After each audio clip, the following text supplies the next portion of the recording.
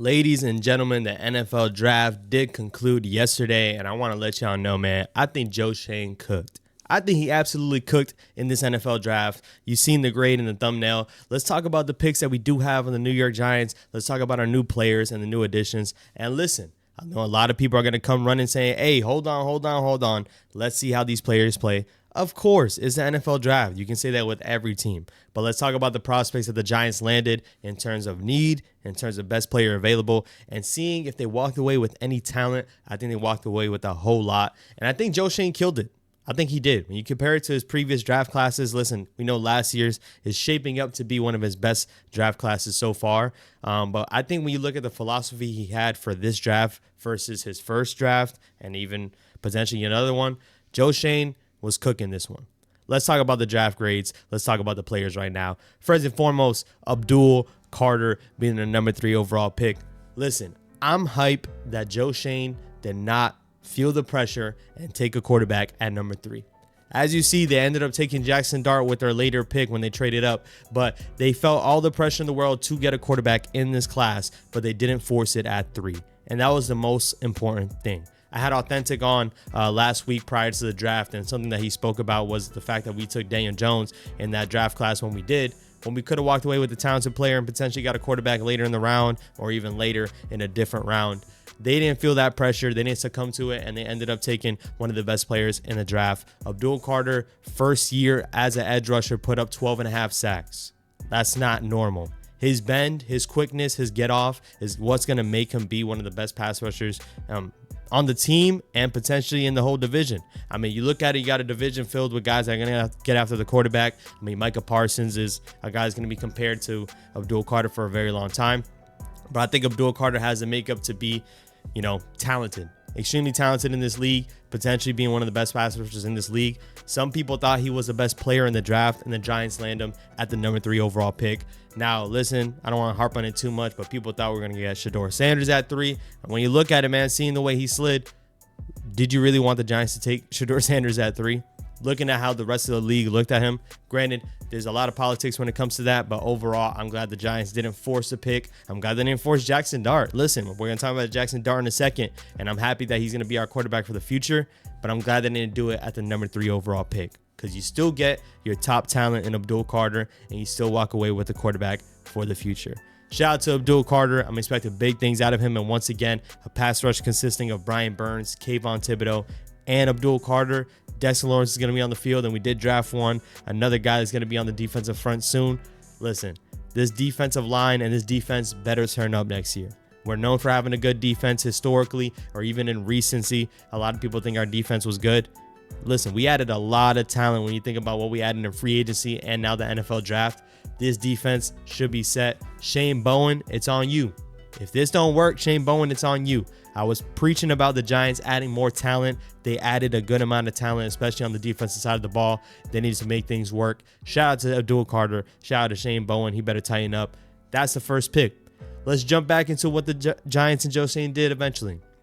They trade back up into the first round. I was live streaming for 3.5 hours. There was about a 3-hour gap between that first pick at number 3 and all the way at pick 25. Listen, they traded up with the Texans to go draft Jackson Dart. Now let's talk about what they gave up to get in this position. I think that's what you have to look at when you think about, grading this pick. I think Jackson Dart obviously is really contingent on him being a good quarterback in the future, but they didn't give up a king's ransom. They didn't give up a whole lot of value in terms of trading up to that number 25 pick. They traded away pick number 34, so our second round pick. They traded away a third rounder for next year and pick 99 that we received from letting go of Xavier McKinney. So not a whole lot. And the main reason why I'm going to harp on this is if you look at the 2 trades that did happen, the 2 other trades that happened in the first round, the Falcons traded back up into the first round. They had to give up a first rounder and a second rounder to get back in the class. And they didn't draft a quarterback. We know what it is when it comes to drafting a quarterback in this league. You have a quarterback tax. The Giants didn't really pay too much when they had to do that, and I'm happy for it. Listen, a lot of people were hyping up and talking about that number 34 overall pick. I think it would have been cool to have it, but you essentially swapped those picks. You swapped 34 to get to 25, and you drafted your quarterback at 25. So I know a lot of people are thinking that we lost the 34 overall pick. We received it with Jackson Dart. Whether you take him at 34, you get him at 25. Listen, it only costs an additional third round. That's not bad. That's not bad. Especially looking at it for the Browns. The Browns traded back from 2 to 5. So the Jaguars climbed 3 picks and had to give up a first rounder for next year as well, and not selecting a quarterback. Now, Travis Hunter is a different breed, but overall, when you think about the quarterback tax, you think it's going to be a lot more. The Giants give up less than other teams did to trade back up into the first. Joe Schoen, you cooked on that trade. Let's talk about Jackson Dart. Jackson Dart has been a topic for the quarterback position for the New York Giants. Some people had him above Shedeur Sanders. Some people had him right below Shedeur Sanders. But at the end of the day, Jackson Dart was always in the top 3 discussion for the most part this whole time. Now, the gap between him and Cam Ward is pretty far. Jackson Dart has to improve on a lot of different things, but something that you can look at is that he airs the ball out. He lets the ball go, and that's something that Brian Daboll has been wanting out of a quarterback for a very long time. Tyrod Taylor, when he was succeeding, what was he doing? Throwing the ball deep to Jalen Hyatt, to Darius Slayton. Jackson Dart has the makeup to be exactly what Brian Daboll wants. And that's the biggest thing, is because Brian Daboll, ever since he's been here and he had Daniel Jones, people were telling me, hey, he never got to pick his quarterback. He never got to. Well, he picked this guy. He was hyped to get him. Jackson Dart's a mobile quarterback that's going to be able to use his legs the same way Brian Daboll likes to have his quarterbacks use his legs. He lets the ball fly deep. He throws it deep. He threw it, I think, top 3 in college last year. Throwing it deep more than anybody else. The biggest worry is that obviously he has to make sure he's reading through his progressions. That offense is not a pro-style offense. You're not seeing it in the NFL. And when you think about Jackson Dart and Brian Daboll's offense, he's going to want to let it rip. So I'm excited to see what he's going to be for the future. You're probably not seeing him hit the field until probably the late half of the season, the late quarter of the season, to see if he can get some reps in before his rookie season is over. Overall, I'm happy with this pick. You trade back up instead of first, you get an additional round. Obviously, if you're the first round quarterback, you get that 5th-year option. That's crucial with the quarterback that's going to sit for a whole year. That's very crucial. Sit behind Russell Wilson. Learn a lot from a Super Bowl winning quarterback. Joe Schoen picked this quarterback to lean on. And I will say, this is going to be another topic for another day. But Joe Schoen might have taken this pick, and he might have another year under his belt. He really might. Let's see it past this one. We didn't have a pick in the 2nd round. I was looking to see if they were going to be shopping hungry, and they didn't. They didn't trade back up into the 2nd round. They didn't give up any more assets for the rest of this draft, which, once again, I'm cool with. Keep the rest of the assets that you do have. Skip to the round 3. We walked away with Daryus Alexander out of Toledo. Listen, people are comparing him to Leonard Williams, and ironically enough, he was on this team a couple years ago. Daryus Alexander should be a guy that's going to be getting after the quarterback from the D-tackle position alongside Dexter Lawrence. Listen, we need more run-stuffing guys, but you need talented guys on the defensive front. I think Daryus Alexander can do it. That's just not his strongest suit at this point. He is an older prospect coming in around 24 years of age. Some people had us taking this guy in the 2nd round. Some people had him taking him in the 2nd round. He ended up sliding to round 3, and you got to love the value when it comes to it, but you also got to love the player that you're getting. This is a guy that was at the Senior Bowl, a top 30 visit. He was a guy that made some noise out of Toledo, and once again, it's not the biggest school in the world, but when you think about the impact that he was making on the field, he gets after the quarterback, he pressures the quarterback, and what better would you want than to have a guy like that next to Dexter Lawrence? We know Dexter Lawrence is going to get double teamed. We know he's not going to get stopped. And then you add a guy like Daryus Alexander, who should be feasting on that side. Listen, this defensive front is set. No matter how you set it, no matter how you want all these guys on the field at the same time, this defense should be getting after the quarterback. No excuses, no ifs, no ands, no buts. They should be getting after the quarterback. With the first pick in the 4th round on day 3, where most of the picks took place, man, we walked away with Cam Skattebo to your New York Football Giants. Listen, they did a lot of homework on the running backs in this class. I had us taking a running back late as well, especially when you think about the type of talent that was going to be able to fall. Cam Skattebo is one of the most talented running backs in this class. He just is. Cam Skattebo at one point in time called himself the best running back in this class, and I think that's the type of, obviously, mentality you want in your player. But when you look at the stats, the guy was 2nd in rushing yards only to Ashton Jeanty, and we know Jeanty was that generational running back that went literally number 6 overall in this class. But Cam Skattebo put up 1,700 yards, 21 touchdowns. The guy put up big numbers at Arizona State. And listen, if you want to see any game out of Cam Skattebo, go ahead and watch that playoff game against Texas. Cam Skattebo was going crazy. And this is also, I think in the beginning, I remember in the first half, he was sick, so he didn't have that much rushing yards, but the guy was making plays in the second half. Go ahead and turn on that tape. Cam Scadaboo is a baller, and he loves to play football. The report is that as a kid, he used to put shoulder pads on and a helmet and run to the telephone poles. Like, that stuff is ridiculous. But Cam Scadaboo is a guy that, refuses to go down. He broke a lot of tackles in college. And the first thing you think about, in my opinion, is thinking about what we used to have in a Brandon Jacobs and Ahmad Bradshaw. Now you have Cam Scadaboo and Tyrone Tracy as your running back, group for the future. And I love to see it.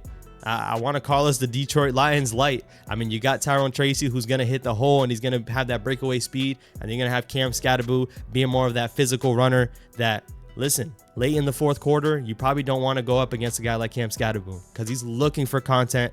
He's looking for contact. He's running guys over. Cam Scadaboo has been doing that since college. And I'm excited to see him in a New York Giants uniform, man. Overall, sliding to the fourth round. I mean, people just don't like his burst and don't feel like he has the getaway speed compared to other running backs. But I think he can serve a purpose on this team. And a tandem with him and Tyrone Tracy, I'm excited for. He had some fumble issues in college, and Tyrone Tracy has his own fumble issues. So that is something they're going to have to work on. But overall, a talented running back group. I'm excited to see him in a New York jersey, man. I really am. Overall, when you think about his attitude, his grit, that's exactly what you want to see on this New York Giants team. Now, this fifth round pick might be everyone's favorite pick from this class, Marcus Bowe out of Purdue. Listen, he was a talented offensive lineman that some people had the Giants projected to take in the third round. Now, projections aren't the most important thing, but at the end of the day, he's a talented player, and that's why you expected him to go in the third round and the fourth round. The Giants got him in the fifth round, and some people wanted to take him instead of Cam Scadaboo. You walk away with both players. What is Marcus Bowe going to do on this team? Listen, he's a talented lineman that has quick feet, that can play multiple positions. He says he can play all 5 positions on the offensive line. Now, Brian Daboll probably loves to hear that because Brian Daboll likes to do that in the offseason. So overall, we're going to see where they play him, but he's played right tackle, he's played right guard, but he has the flexibility to play at multiple positions on this offensive line. The Giants need more bigger bodies and more talented bodies. So I love that they ended up taking a lineman, at least one, because there was a class that the Giants didn't take any linemen, which I believe it was last year on the offensive side or the defensive side. Listen, they walked away with some big guys, and Marcus Bowe is one of them. What do I expect out of him? Is he going to be a starting offensive lineman this upcoming year? I wouldn't say so. I wouldn't bank on it, especially when you think about all the shuffling that they're doing. Listen, they brought back Greg Van Roten. Evan Neal's going to try it at guard as well. As we know, the Giants end up getting injuries anyways. This guy could see himself being on the field pretty soon, and he should be a developmental piece that should be on the offensive line shortly. Whether it's Greg Van Roten next year or Evan Neal not making it out, this guy can play guard. This guy can play right tackle. Jermaine Illuminor doesn't end up staying on here for too long. We have an offensive lineman to work with, and this guy's talented. I mean, people say they love his hands, they love his feet. The biggest thing was injury concerns, and that's kind of why he slid down to the fifth round. But you got to love the value when you get this player. And overall, some people loved them in the third round and the fourth round. You get him in the fifth. Once again, Joe Schoen was cooking, and he didn't think twice. He didn't think about drafting for need. There's probably another position of need, probably wide receiver that we could have taken. But they looked at Marcus Bowe and took him instead. And I'm really happy about it because we know this offensive line needs bodies and they need depth. This is a good depth player and potentially could be a starter in a couple of years. And now we fast forward to the 2 7th-round picks. Listen, we had 2 guys that, once again, when you're in the 7th round, you're hoping to get guys that can potentially contribute, but some of these guys don't even make it to the team. So don't overly criticize these 2 picks. I mean, some people were mad about these picks I was seeing, and I kind of call that ridiculous. But Thomas Fidone out of Nebraska, a tight end out of Nebraska. Listen, the intriguing thing about this guy is that he was all talented coming into college. Listen, you know, in the name Brock Bowers, he was a top recruit. And Thomas Fidone was above Brock Bowers in terms of rankings coming into college. So he has the talent and he has the makeup to be, a top tight end. Unfortunately, he did have 2 ACL tears in college, and obviously that definitely stunted his growth and potentially stunted his athletic ability, but he still grades out at one of the athletic tight ends. He's definitely more of a receiving tight end. He doesn't really stick his hand in the dirt and block all that much, but in terms of upside, we got it. It seems like Joe Schoen loves to take his tight ends because we already know he drafted a Bellinger, he drafted Theo Johnson, and now another tight end in the 7th round. Now, is this guy going to be able to be on the field? I'm not necessarily going to agree to that. Can he be a special teamer? You're going to see a couple things out of this guy.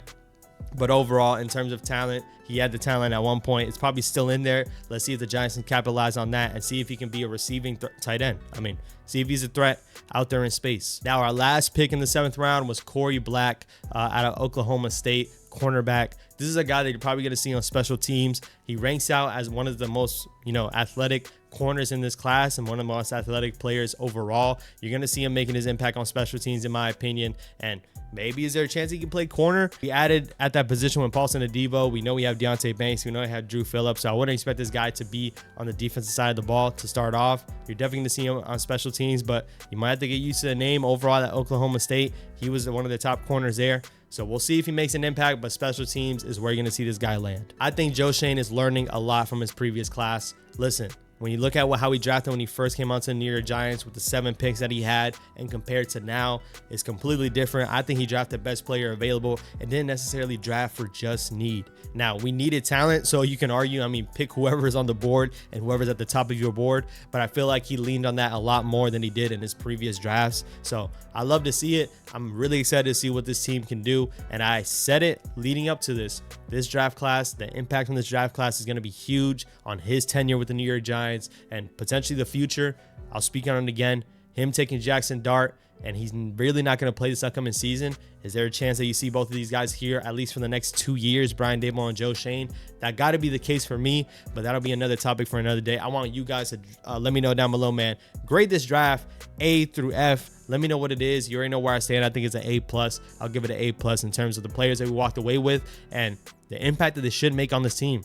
The first top five picks that we had are definitely all going to make an impact on this team somehow, some way. And when you walk away potentially with your quarterback for the future, if Jackson Dart hits as your quarterback for the future, listen, this draft is going to be stellar for this New York Giants team. So I want you guys to let me know down below, man, what are your thoughts on it overall? I will have multiple videos covering each and every player that we did draft to kind of give you guys more of an insight on their background and who they are as a player. I'd love to do that when it comes to these picks. And stay tuned, man. I potentially do have someone coming on potentially this week or the next upcoming week talking about this draft class. So stay tuned on that. I will catch you guys on the next one. Peace.